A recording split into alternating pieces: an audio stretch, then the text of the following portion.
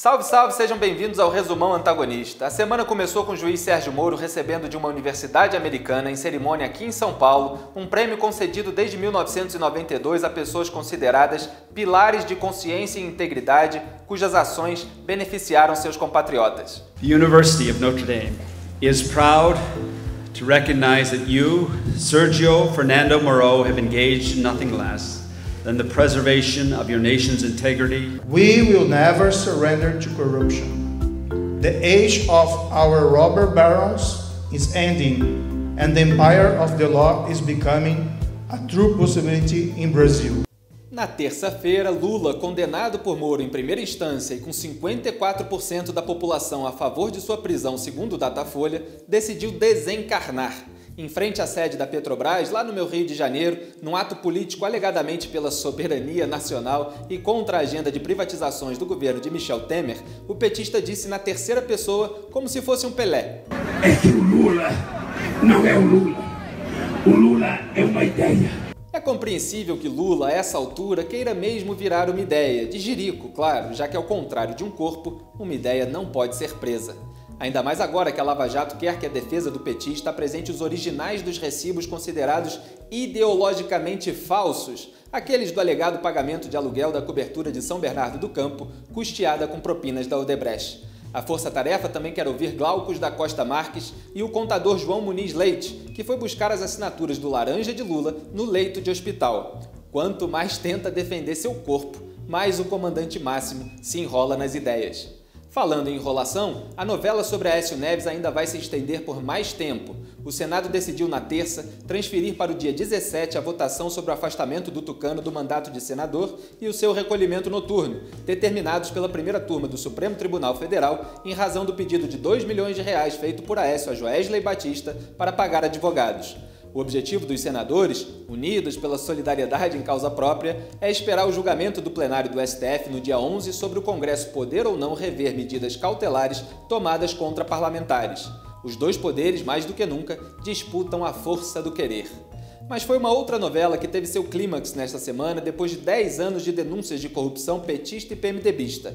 Na quarta-feira, a Previc, órgão que fiscaliza os fundos de pensão, finalmente determinou a intervenção no comando do Postales, o fundo de previdência dos servidores dos Correios, alegando violação da política de investimento. Em abril, uma auditoria do Tribunal de Contas da União havia identificado desvios de R$1,1 bilhão no Postales. Para resumir o assunto, vale lembrar um discurso de 2015 do deputado José Carlos Aleluia, do DEM da Bahia. Vossa Excelência sabe que Lula, seu companheiro de partido, colocou no Postales, que é o fundo de pensão dos Correios, uma quadrilha do seu partido para roubar carteiro e viúva de carteiro.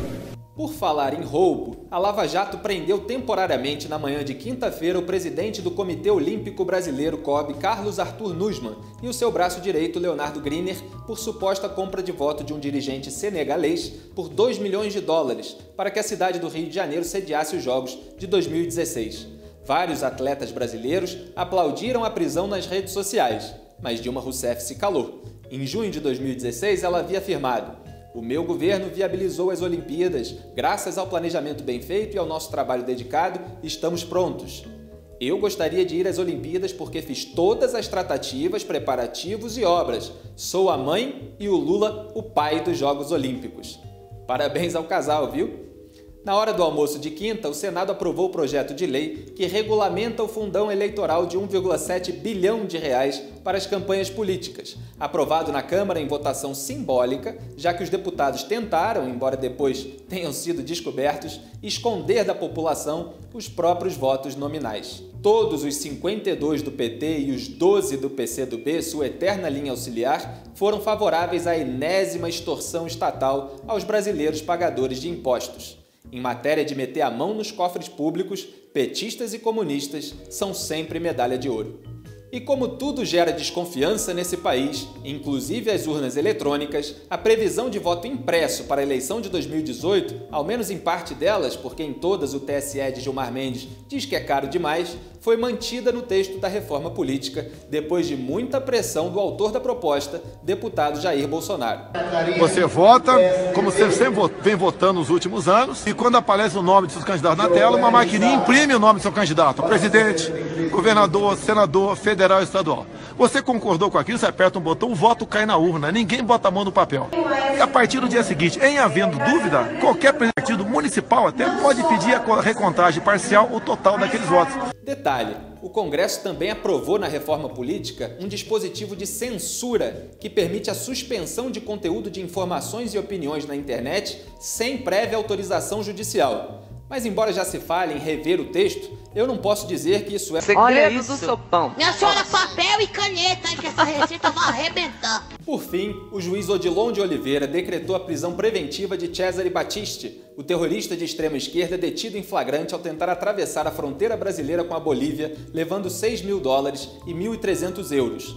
Condenado à prisão perpétua na Itália pelo assassinato de 4 pessoas na década de 70, Battisti foi protegido no Brasil por Lula, que negou ao governo italiano em 2010 um pedido de extradição novamente feito ao governo de Michel Temer. O juiz concluiu que o terrorista, aspas, procurava se evadir do território nacional, temendo ser efetivamente extraditado, fecha aspas. Michel Temer tem agora a chance de mostrar, ou ao menos fingir, que é diferente de Lula, entregando Battisti à Itália, como quer também Alberto Torregiani, que foi aleijado aos 15 anos por Battisti e teve o pai assassinado pelo terrorista. Em matéria de bandido e de protetor de bandido, o Brasil já tá cheio. Eu sou Felipe Moura Brasil e esse é o Resumão Antagonista com o melhor da semana para vocês, leitores. Um grande abraço e até a próxima.